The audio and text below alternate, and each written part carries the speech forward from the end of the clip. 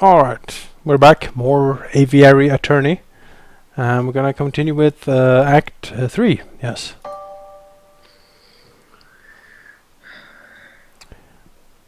Do I remember the July Revolution? Of course. How could I ever forget? The chanting, the violence, the smell of gunpowder. 3 glorious days.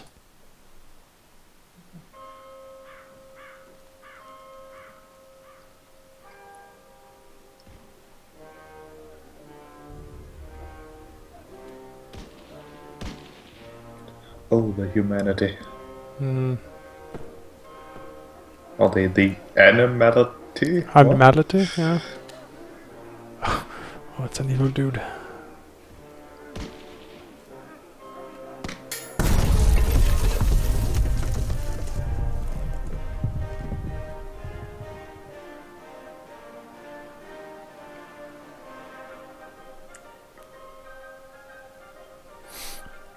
Sleeping City.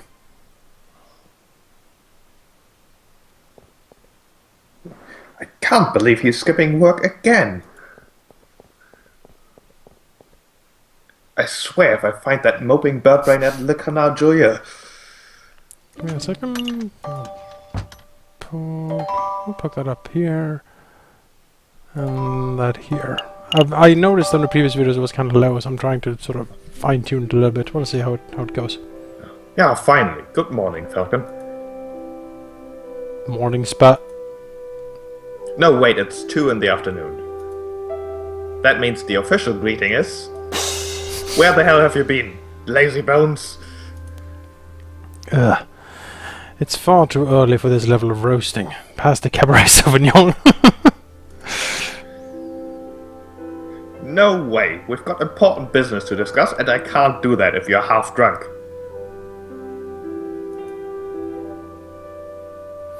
Mon Dieu, give me a break. I haven't had a good night's sleep since the trial. Something on your mind? Actually, yes. It was what that Wolf judge said, a matter of revolution. Pshush. That guy was off his rocker. And besides, if we were worried about every potential French revolution, we would never get any work done at all, am I right? Yeah, maybe you're right. Worrying doesn't do us any good. Tell me about the important business you wanted to discuss. Oh yeah, the business. A letter. This one's from the Paris Police Department. Fancy wax seal and everything. That is indeed a fancy seal. Well, go ahead, Sparson. You may have the honors. Alright, Monsieur Falcon. Meet me on the rooftop cafe opposite the Place de la Bastille. I have a proposal. Regards, Inspector Volati. That's it. How terse. A proposal from the inspector. Intriguing. Do you have any idea what sort of proposal he has in mind? Not a clue. So, are we going to go meet him and find out? We may as well. Nope. Let's go stay at home. I don't know what sort of proposal the inspector has in mind, but we would be foolish to reject him without even hearing him out. Grab your coat. Alright, no dilly-dallying. I like it. Oh, but before I forget, I need to drop by the hospital at some point. What did you eat this time? No, it's not like that. Well, not entirely. I need to pay for the bill from my last visit. What's the money like? 104. Okay. Oh, well that's reasonable. Sure, we can pay a visit, but the inspector's call should take priority, I think. Oh, we have to do a second playthrough after we're done with this, where we just do the worst decisions. I don't want that to happen, though. It is not too late for us to fail horribly at this, I think. I guess. Let's talk to... Yeah, let's go to the Bastille. Mr. Chicken Cop. Ugh. It's far too cold to be meeting on a rooftop cafe. Why couldn't the inspector have chosen a comfier location? Who knows? Maybe the inspector likes the view because it reminds me of his days guarding the old Bastille under the ancient regime. Wait, you think the inspector worked here during the ancient regime? Do you think that's how he got his war wounds? It was a joke, Sparrowson. I'm pretty sure the inspector isn't that old. Oh gosh. Well. Severin! What are you doing here? Settle down, JJ. Just like you, I was invited here by the inspector. And this music is now incredible. Jesus! It's blasting! What could he want with all three of us? It is hardly unusual for the lawyers and the police oh, sorry. Yeah. The inspector probably has a big investigative role that requires all hands on deck. A big investigative role sounds juicy. Oh, by the by, did you hear what happened to Judge Romulus? No. What? He escaped from prison before we could even try him. Rumor has it that the wolf bribed his jailkeeper and then fled for the hills. So he escaped justice. Oh, I'm calling it now, that crow fella, that quack or whatever he's called. Yeah. He's totally in cahoots with that guy. Yep, yeah, he is totally bribable. For now, but don't fret. Nobody manages to escape the long arm of the law forever. Speaking of which, I am a bird. Why do I have arms? Oh, good. You're all here. Excuse me, Monsieur and Mr. Inspector Volati, sir. Falk and I were wondering, did you get your injuries while defending the old Bastille prison? Gonna crank this down a little bit. The difficult thing with this, you can't really hear it, of course, but they have different music volumes on different parts of the game. Certainly, for some reason, certain scenes it blasts really loudly, and certain scenes it's just very, very quiet, and I don't know why. Don't drag me into this, you fool! I was joking. You impudent whelps! I'm not that old. I sustained these injuries when in the July Revolution 18 years ago. I was a royal guard, just a lowly peon. The air was thick with gunpowder and blood. Oh great, now we've set him off. We were given the order to charge at the rebel barricade. My comrades and I fastened our bayonets. Fastened? Whatever. Suddenly, boom! Without a warning, a gunpowder keg exploded. My comrades were dead. I was heavily wounded. That's when I looked up and saw a looming figure standing between the gargoyles of Notre Dame. It was the Viridian Killer himself.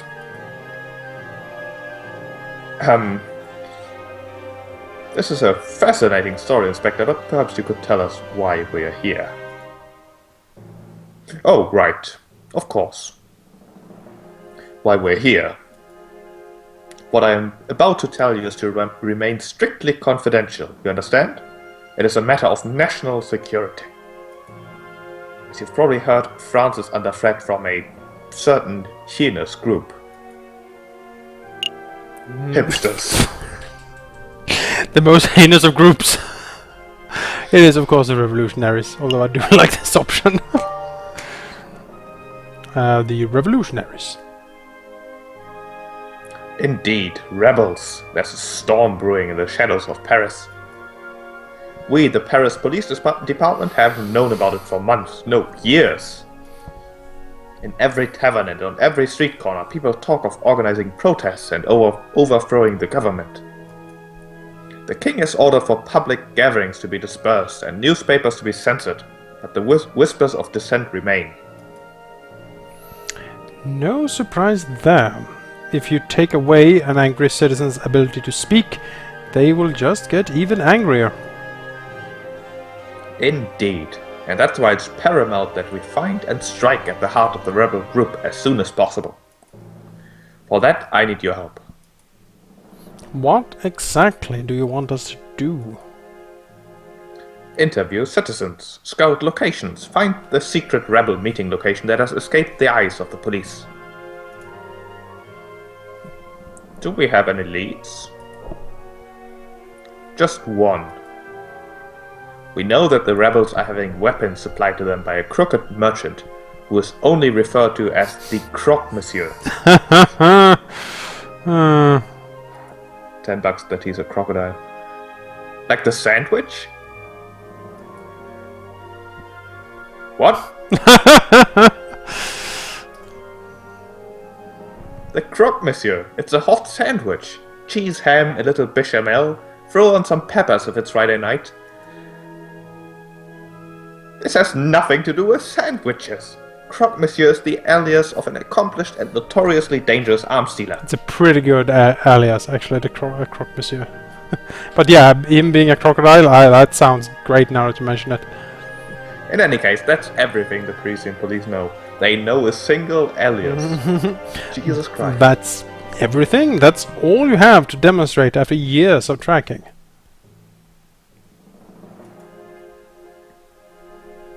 Naturally, as a public prosecutor, it is my duty to help the police with their investigative work. I would be honored to lend any and all assistance. Suck up. That's very good to hear, Monsieur Cocorico. But what about you, Falcon? Can we choose no? Well, to be honest, Inspector, I don't quite understand why you're asking me.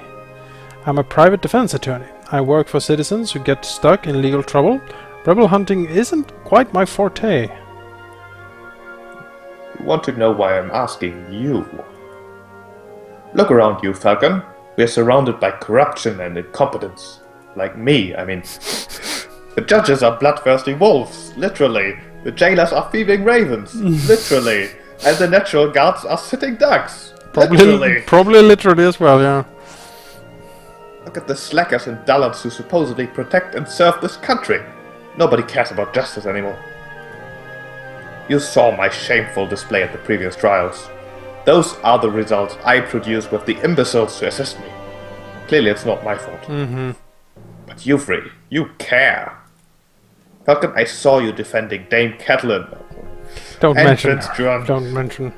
I heard of your escapades around the city, frantically collecting evidence and interviewing witnesses. Frankly, you did more investigative work over the last month than I've ever seen any policeman do in a year. Not including myself, of course. I am competent.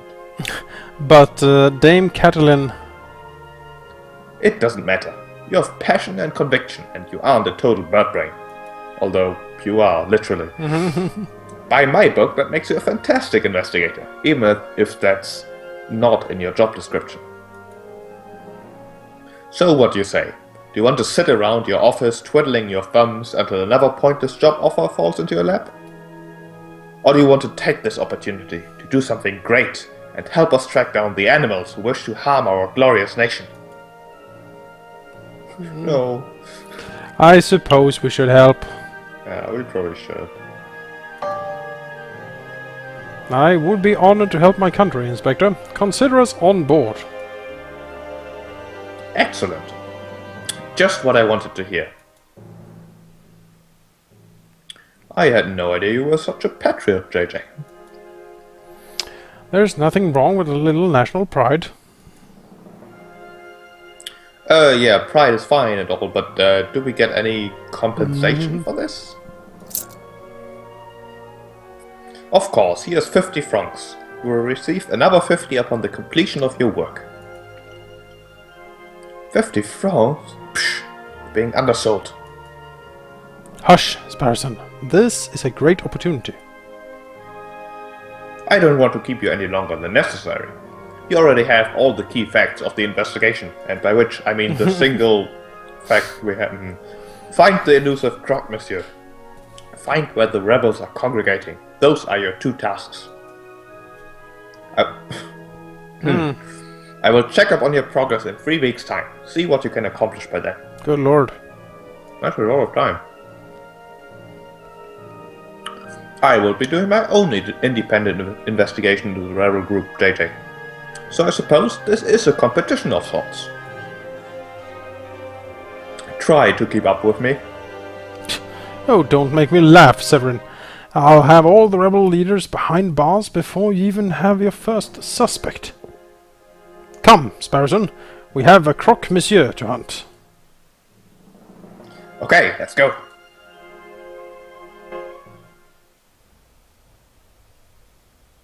Ha! I knew a little competition would kick those birdbrains into gear. Well, Inspector, this has been a productive meeting. I should probably start my investigation into the croque monsieur too. Not so fast, Cocorico. There's something else we need to discuss. Uh-oh. Oh my. Oh my. 3 weeks, huh? Oh boy. Oh, we can go to so many places. Wow. Let's see. Yeah, we got the hospital. Oh, he wanted to go to the hospital to settle his bill. I guess we should go and do that. We should, that's true. Mm-hmm. Would be a shame to forget that. Yeah. There he is, Sparrowson. Go ahead. Say what you need to say. Excuse me, Dr. Felrut.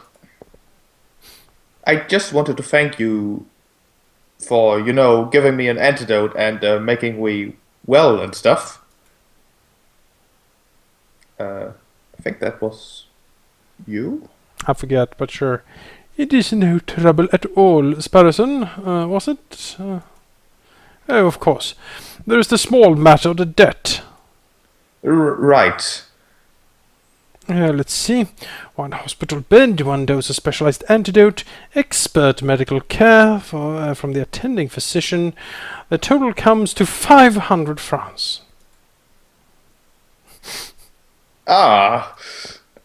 Falcon, can I get an advance on this month's pay and next month and maybe the month after this? Calm down, Sparrowson. I'm sure the doctor is a reasonable man. He will surely allow you to pay in installments. Of course, of course. Oh, thank goodness. With my current wages, I should be able to fully pay off the debt by the 20th century. Hey, your pay isn't that bad. Now, there is no need for quibbling. I have a suggestion. You messieurs are lawyers, yes? If you do some pro bono work for me, I may be able to knock the bill down a little. Maybe to say 100 francs. Oh, that sounds much more manageable. What kind of legal work do you have in mind? Debt collection. Oh, that does sound very time-consuming.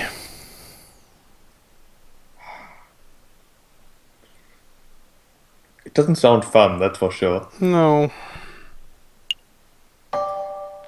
Especially with a revolution coming because everyone is in debt and we go around debt collecting? No. Sorry, Doctor, but we don't have time to be playing hide muscle shenanigans. We're actually in the middle of a very important investigation. Falcon, please! I don't want to spend my whole life paying the price for eating a bad chocolate wrapper. Let's hear the good doctor out. Oh, all right. There is a man I treated for a small injury a couple of years ago. He's been evading my attempts at collecting on his bill ever since. I wouldn't normally pursue medical bills so aggressively, but I know that a man is a successful inventor. He can easily afford to front the bill. I would greatly appreciate it if you would pay him a visit and strong-arm him into loosening his purse strings. Well, I'm not making any promises, but maybe we can swing by the inventor's house if we have a free minute. Thanks, Falcon. And thank you, Doctor. We will dedicate every waking moment to collecting this debt. Wait, I didn't agree to that. Every waking moment.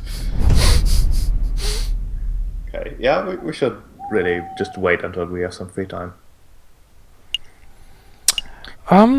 So we need to go to the bar, I think, because that's where you hear rumors. I think the bar's a good place. Mm-hmm.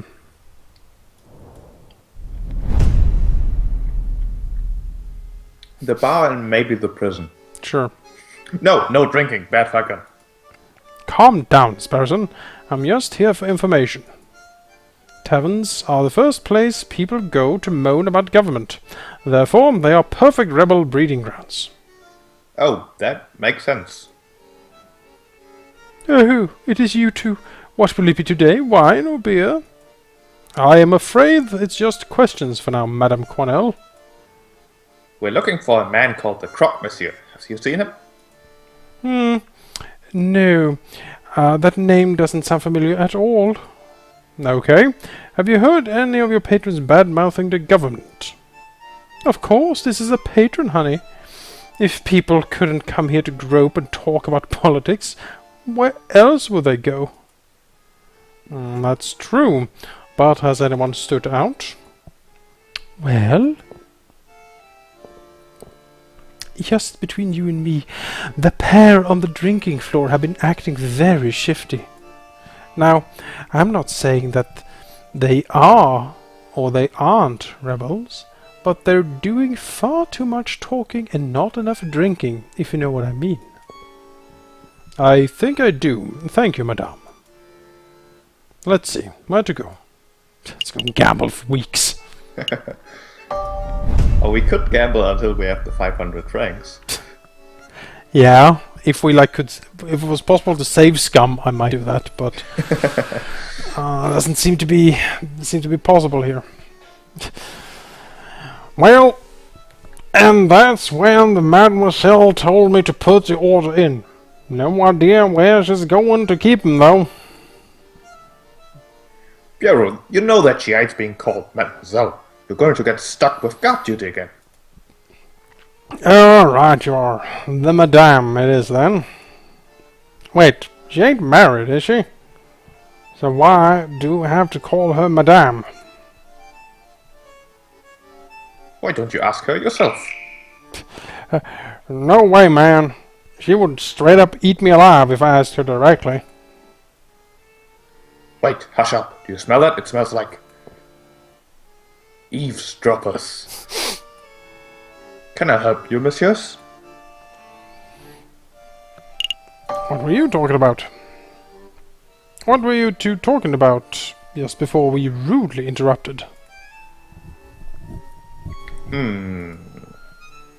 Well, I would like to include you in our conversation, but to be perfectly honest, I don't think that's any of your business. What? Go for it. As a matter of fact, it is our business. You see, we want to fight alongside the rebels. We do? Listen here, you... Oh, it's... No, yeah, it's Pierre. Yeah. Hold on, Piero. Let me handle this. Listen, messieurs. I've seen you two around a couple times. We're acquaintances, I suppose. Now, I don't know who you are, but I do know that your line of work involves a fair amount of investigation. Therefore, I must assume that you're some sort of detective or prosecutor. Am I far off the mark? Well... As I thought. Now, I don't claim to be any part of any secret rebel alliance. I've never heard of such a thing. But if I were a member of any such hypothetical group, I would not allow the entry of a man of the law like yourself. Understood? Damn, that's a solid shutdown. Yeah, I'll try to ask something else. Have you heard of the Croque Monsieur? Falcon, wait! There's a slight chance that these guys might be rebels, right? So if we ask directly, they might be scared off. Good point. I'll try to keep it subtle. Where did he learn to I just tell me everything. Yeah, you could, I mean, he is a hunter, we know that much, so asking about the rifle isn't going to get us anything. Unless we can, like, butter him up a bit. Maybe. Tell me about your hunting days. I see you carry a rifle. Evidently. Who manufactured it?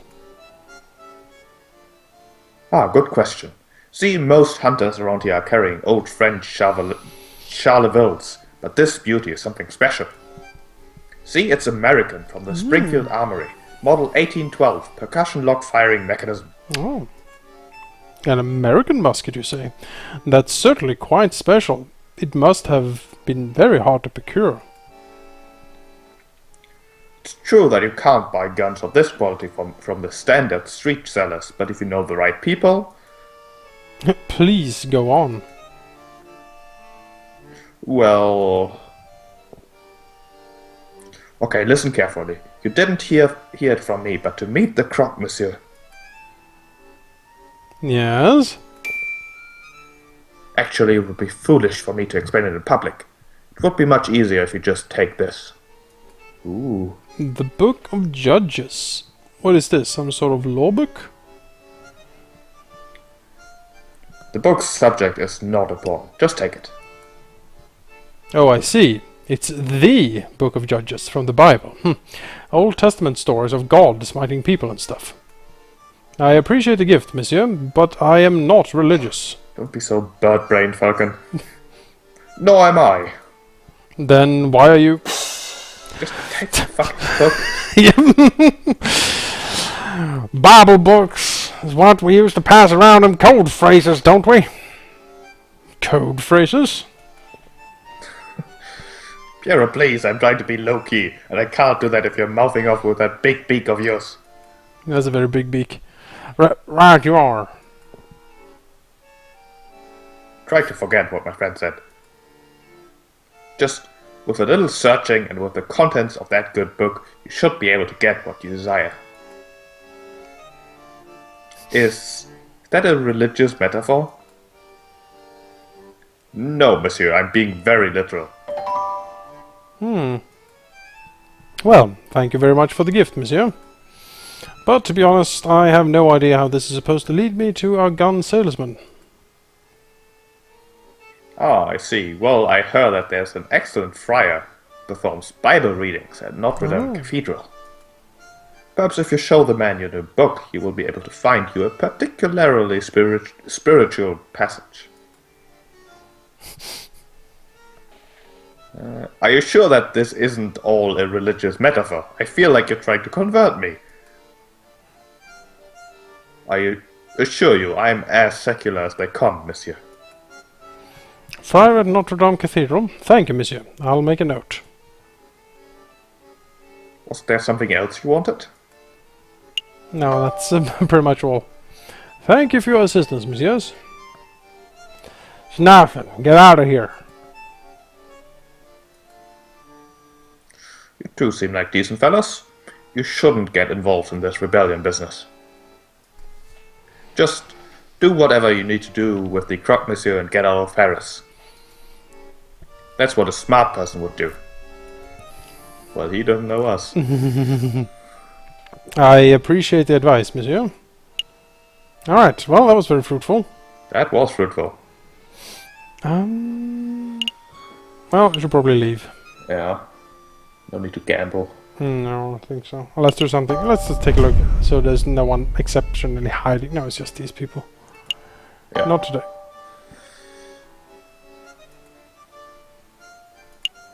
No. Okay. Are we ready to hit the road? Yes, we are.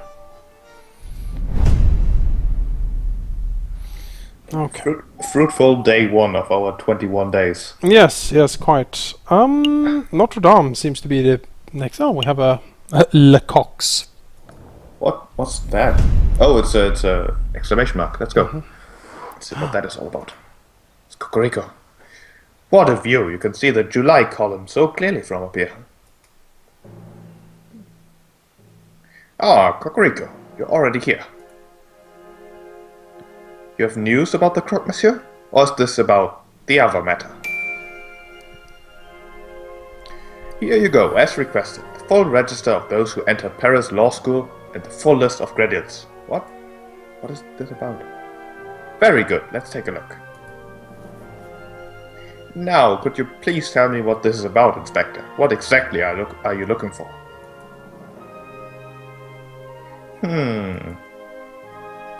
Look at this list of graduates. Do you see any names you recognize?